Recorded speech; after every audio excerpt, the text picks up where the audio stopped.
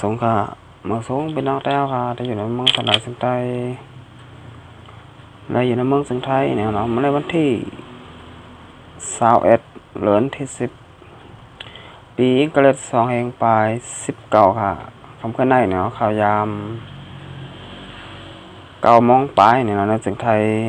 ก็มาพบมางานกันเนี่ยทั้งข่าวแต่ยัดหนุ่มทางปอกนึงเนี่ยเนาะคำขึ้นได้ในรายการปกได้ตื่นเนี่ยเนาะก็จะมีข่าวการเมืองมาอบมาลาดเนพี่น้องเจ้าก็เมืองสันดาจึงแต้วค่ะที่อยู่ในเมืองสันดาจึงไตและอยู่ในเมืองจึงไทยเนี่ยเนาะก็คำพูดไหนค่ะได้มี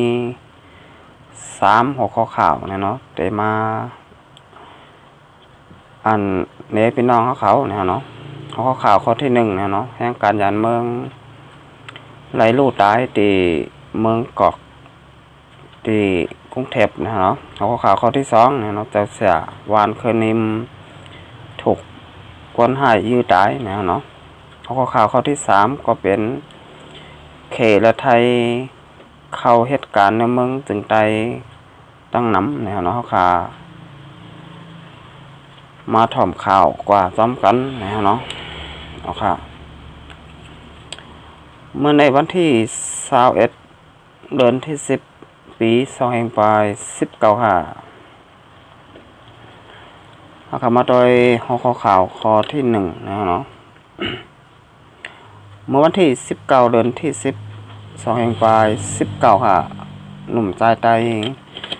แห่งการยานเมืองก็1เนี่ยเนาะเหตุการณ์ตีเมืองกอกกรุงเทพเนี่ยเนาะตื่นใจปีเป็นก้นน้ำปองลาเซียวเนี่ยได้รู้เสียงกล่ำกว่าตีห้องนอนมันใจย้ำกลางคืนเมื่อวันที่19เดือนที่10 2แห่งปลาย19นั่นลองการตายมันใจแต่ไว้ก็มันหลัดว่าเปลี่ยนวันหรือการแดมันใจกินเหล้านำหนาเสนอนซ้ำทอดเสนอนเนื้อกับเบิงอุดแลซอดตายว่าไหนหมายต้องสังกินเหล้านำเสนอนไหนให้เอาผ้าห่มปันอกแลโดเสนอนนอนปันเนื้อผ้าก็ขาอย่าไปถอดเสนอนเนื้อกับเบิงนะฮะเนาะอันนี้ก็เวลาเขาขานอนเนี่ยเนาะเนื้อกับเบิงนั้นเนี่ยมันเต็ดหลุดค่ะ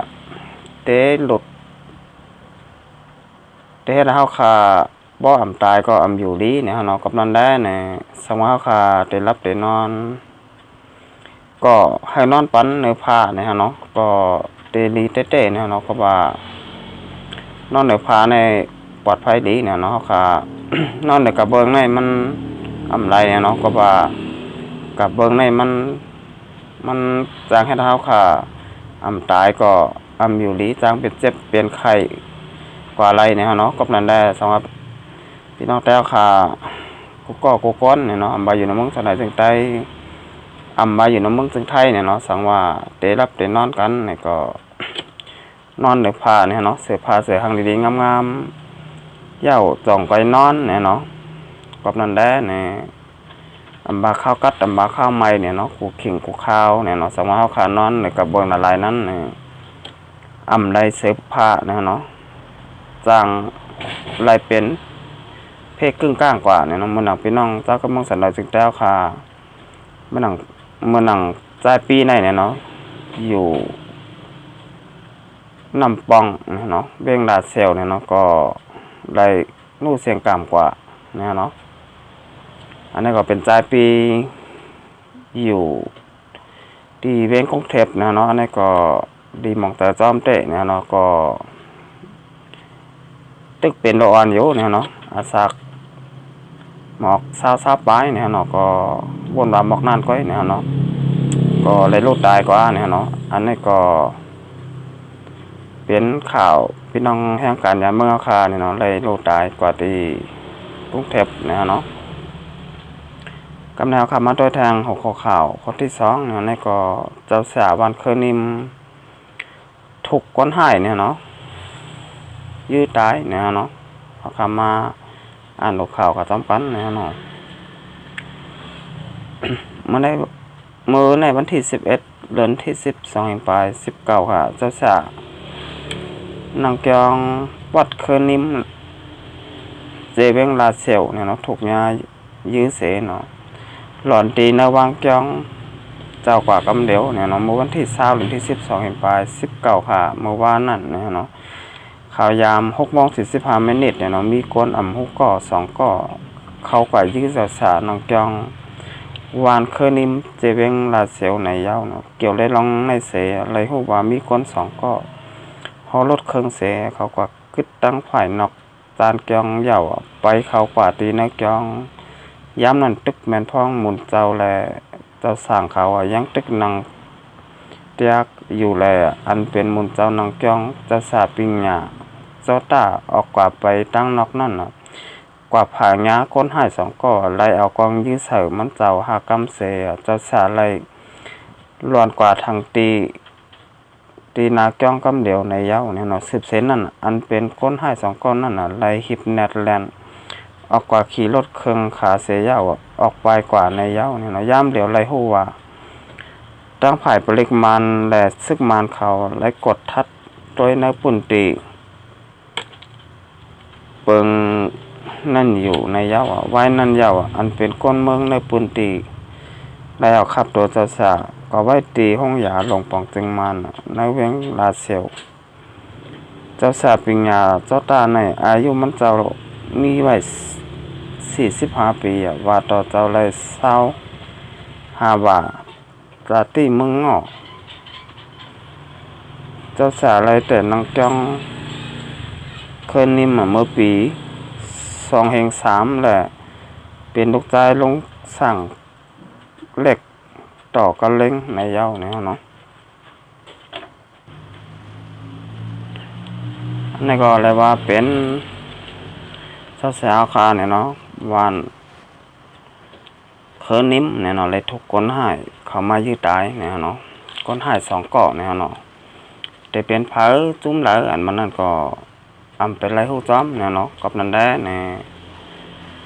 ไล่ไม่เจอเต๊ะๆเนี่ยเนาะพี่น้องเจ้าก็เมืองสันดอยจึงแต้วค่ะตีอยู่ไว้ในเมืองจึงใจปอดห้องเนาะมาเป็นสมบัติคนเมืองและอันเป็นเจ้าสังขาวเจ้าเนี่ยเนาะก็ปลอดภัยเนี่ยเนาะอยู่ไว้ใน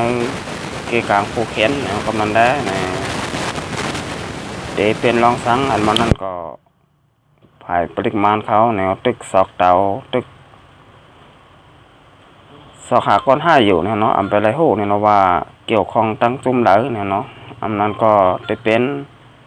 ก้อน5โยก้อย5เนี่ยมันก็เป็นจุ่มยิบกองกลางเสจุ่มเนี่ยเนาะก็ว่าจะสาวขานั้นเนี่ยเดี๋ยวมีก้นหักก็มีเนี่ยเนาะก้นจังก็มี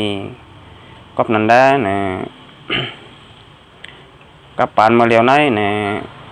เป็นกับปานโซเชียลอันได้สังบาเฮาคาเฮ็ดสังเนี่ยก็โดไลมอสติเนี่ยเนาะสติวิทยาเป้กามเนี่ยเนาะสังวัตเตหารีในเนี่ยเฮาคาอยู่ไว้กลางๆเนาะอยู่ไว้ครึ่งกลางก็เตลีเนี่ยเนาะโล เข้าข้างตั้งแล้วเนี่ยเนาะโลอย่าไปอยู่ไว้ครึ่งกลางเนี่ยเนาะกับนั่นได้เนี่ยสมาเฮาคาอยู่ไว้ครึ่งกลางนั่นแหละมันก็เตลีต่อตัวเฮาแต่เฮาคาหลอดเพเขียนเนี่ยเนาะสมาเฮาคาอยู่ครึ่งกลางเนี่ยเนาะอยู่ภายหนึ่งตั้งหนึ่งเนี่ยก็ภายหนึ่ง5เข้าภายหนึ่งก็เตจังเฮาเนี่ยเนาะก็มันได้จังเฮ็ดให้เฮาคาตกไว้ในเพเขียนเนี่ยเนาะก็เมื่อ ปี2 ปีป้อนมาเนี่ยเนาะก็ยามมีเจ้าสาวขาตีเว้งจอกแม่เนี่ยเนาะนั่นก็เลยถูกคนให้เขามายืดตายตีในวางจองเหมือนกันเนี่ยเนาะก็นั่นได้เนี่ยอันนี้เลยละว่าเป็นโปรแกรมที่2แล้วเนี่ยเตียนเจ้าสาวเอาขาเนี่ยเนาะเตียนนางจองเลยถูกคนหายเนี่ยเนาะเขามายืดตายเนี่ยเนาะเป็นก็ที่2แล้วเนี่ยเนาะเมื่อปี2 ปีป้นมา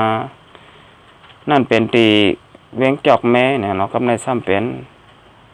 ปกที่สองในเป็นตีเวียงดาเซลเนี่ยเนาะกับนั้นได้เนี่ยเป็นนั้นไล่มาจากซ้อมเตะเนี่ยเนาะพี่น้องตาเครื่องมือสนามจึงแต้วค่ะที่อยู่ไม่ในเมืองจึงได้ปะทองแหละสังขาเจ้าค่ะเนี่ยเนาะที่อยู่ไว้ในเมืองจึงได้ปะทองเนี่ยเนาะโดยไล่อยู่กันอย่างมีสติวิทยาเนี่ยเนาะอย่าไปไว้เมามั้งเนี่ยเนาะก็บ่า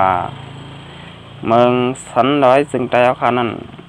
ได้เป็นเมืองกัดเย็นเนี่ยเนาะมีไว้ผู้เขียนตั้งนำตั้งหลายเนี่ยเนาะกับนั้นได้เนี่ย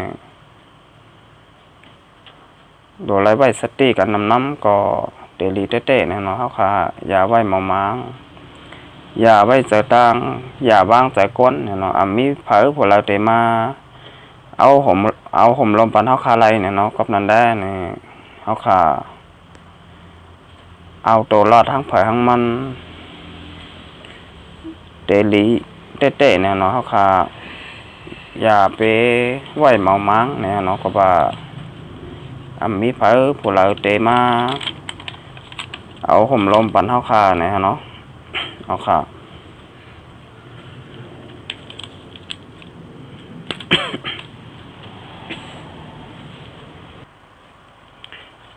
เอาค่ะกับใน10 เซนได้เฮาค่ะมาตัวทางข่าวข้อที่3เนี่ยเนาะในก็เป็นข่าวหลักลายไว้เนี่ยเนาะให้สังได้ว่าเป็นข่าวหลักลายพี่น้องเจ้าเข้าเมืองสันหลายจึงแต้วค่ะซ้ำอ่อนกันมาเหตุการณ์อยู่ในเมืองจึงไทยไหวตั้งนำตั้งหลายเนี่ยเนาะ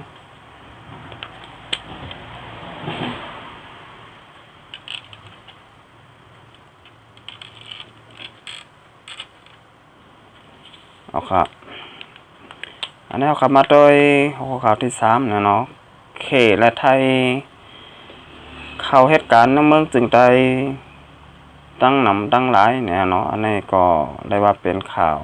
หลักลายไว้นะเนาะพี่น้องเจ้าก็เมืองสันดาจึงไทยเอาข่าวซ้ำอ่อนกันเนี่ยเนาะมาเหตุการณ์อยู่ไม่ในเมืองจึงไทยตั้งนำตั้งหลายเนี่ยเนาะอันเป็นพี่น้องเขและพี่น้องไทยซ้ำคืนอ่อนกันมาเหตุการณ์ในเมืองจึงไทยเนี่ยเนาะ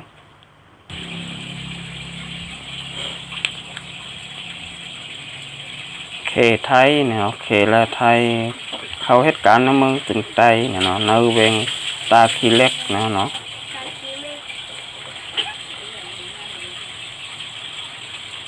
นับโหมื่นเนี่ยเนาะหากปีซอยปลาย19ในเนี่ยเนาะเขตไทย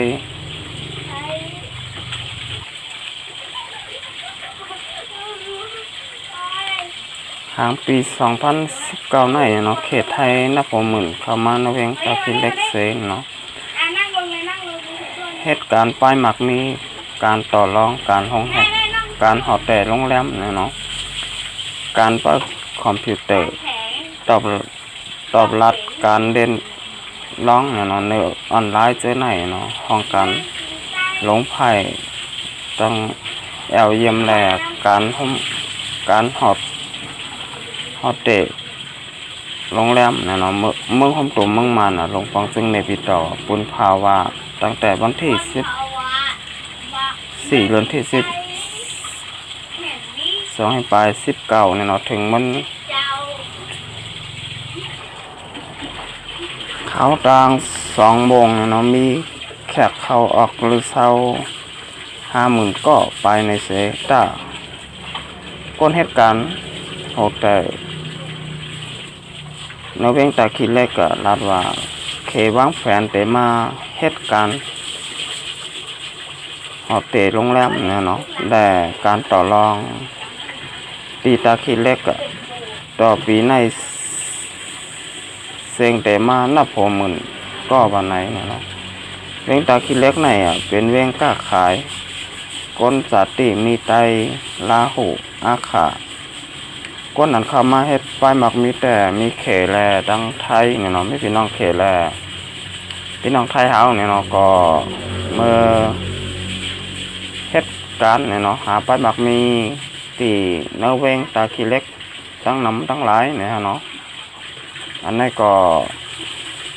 เป็นพี่น้องเขและพี่น้องไทยเนี่ยเนาะเมื่อเหตุการณ์อยู่ในเวง ตาขี้เล็กนะเนาะนับขอหมื่นมันนะเนาะเอาค่ะคำขึ้นได้เนี่ยเนาะก็ย้อนพอรายการไว้ก่อนนะเนาะต้องไปมาพบมางากันทางบ้านนาเนี่ยเนาะมาส่งครับ